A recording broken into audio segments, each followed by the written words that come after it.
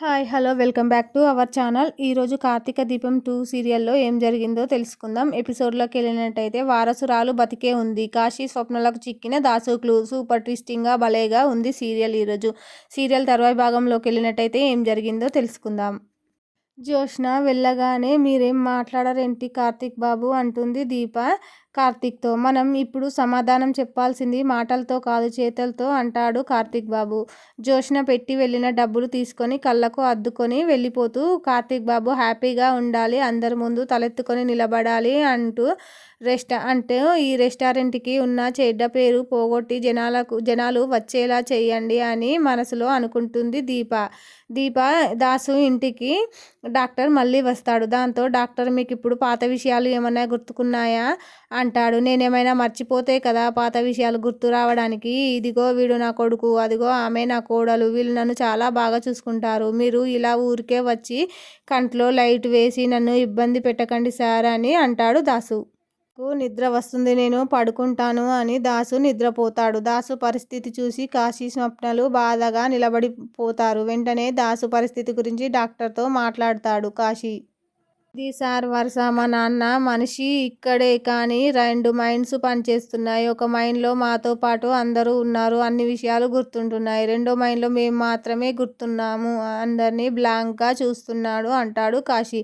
Don't worry, తలకు బాగా బలంగా దెబ్బ తగిలి కోమాలోకి పోవాల్సి వచ్చిన మనిషి అదృష్టం బాగుండి కోలుకున్నారు కదా, నేను రాసిన మందులు వాడుతూ ఉండండి అంటాడు డాక్టర్. అలాగే డాక్టర్ అంటాడు కాశీ. అవును, ఏవో రాతలు రాస్తున్నారు అన్నారు కదా, మళ్ళీ ఏమైనా రాశాడా అంటారు డాక్టర్ కాశీ స్వప్నతో. మళ్ళీ ఆయన ఏం రాయలేదు డాక్టర్ అంటాడు కాశీ.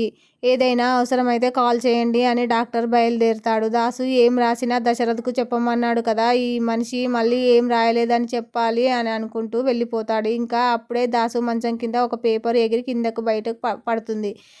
కాశీ స్వప్న నాన్న త్వరగా కోలుకోవాలని, అప్పుడే పరిస్థితికి కారణం ఎవరో తెలుస్తుంది అంటాడు. దానికంటే ముందు మావయ్య గారు కోలుకుంటే అప్పుడే మనం మావయ్య గారిని మనకు ఏం చెప్పాలనుకుంటున్నారో తెలుస్తుంది అంటుంది స్వప్న. టాబ్లెట్స్ తీసి అవతలి వైపుకి స్వప్న చేతిలో టాబ్లెట్స్ కింద పడి వాటికి తీసుకునే క్రమంలో మంచం కింద ఎగిరి కాస్త ముందుకొచ్చి పేపర్ని చూసి పైకి లేస్తుంది. ఆ పేపర్ తిప్పి చూస్తే దానిపై దీప బొమ్మ ఉంటుంది. కాశీ, ఇదిగో చూడు, మీ నాన్నగారు ఈసారి బొమ్మ రూపంలో ఏదో చెప్పాలనుకుంటున్నారు అంటుంది కాశీతో స్వప్న. ఇదేంటి దీళ్ళు వెలుగుతున్న దీపం, దీన్ని చూసి మనం ఏమర్థం చేసుకోవాలి అంటాడు కాశీ. దీప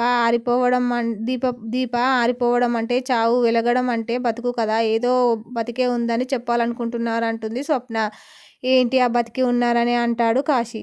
దీంతో పాటు గతంలో మావయ్య గారు రాసింది పదాలేంటి, కొట్టరు, కూతురు, వారసురాలు అని రాశారు కదా, కొట్టిన వాళ్ళు బతికే ఉన్నారని చెప్పొచ్చు కదా, లేదా కూతురు బతికే ఉందని చెప్పొచ్చు కదా, అది కాకపోతే వారసురాలు బతికే ఉందని చెప్పొచ్చు కదా అంటుంది స్వప్న నమ్మకంగా. వారసురాలు బతికే ఉన్నా నాన్న స్థిమితం లేకుండా ఏవో రాస్తున్నాడు, నువ్వేంటి ఢిల్లు అలా అంటావు, తిడతావుడు కానీ కాశీ అంటుంది.